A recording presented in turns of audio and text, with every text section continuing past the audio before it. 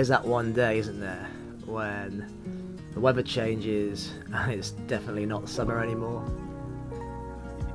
I can find autumn kind of a hard season, really. Like, it's that in-betweeny bit.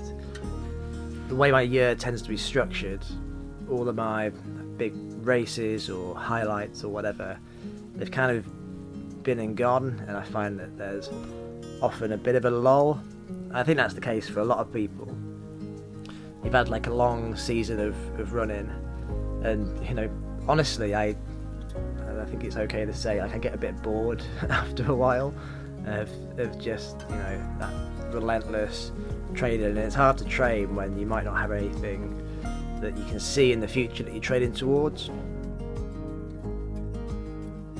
Yeah, I guess I'm not a massive fan of that term off season.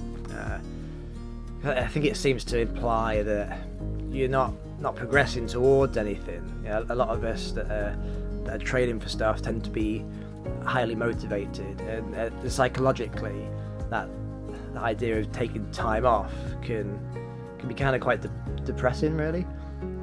So I tend to see it as just refocusing and changing direction for a little while. And that change in direction doesn't necessarily always happen or have to be in the autumn. It's just when you're feeling a bit mentally burnt out, or a bit bored of running. Yeah, it can be kind of quite a nice challenge finding new ways of keeping active. I mean, this year I have challenged myself to rediscover climbing, which is where my running journey started, funnily.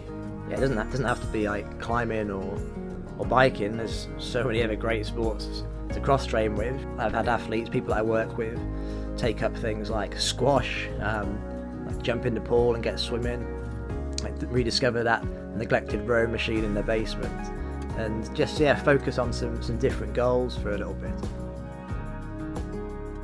I guess it's all about still having some purpose, but giving your mind and your body a chance to recover from all those hours that you've spent pounding along the trails. And we all know what our weaknesses are deep down, so let's stop and take some time to address them. It might not feel quite the same as putting in hours and hours of running volume, but we can't constantly be on this steep upward trajectory with our training. I guess the message is to try and have periods of time built in where you mix things up, and just try not to stress too much about how many kilometres you're doing each week, or miles if you're old-fashioned. And every now and again, it's okay to give your body a bit of room to breathe.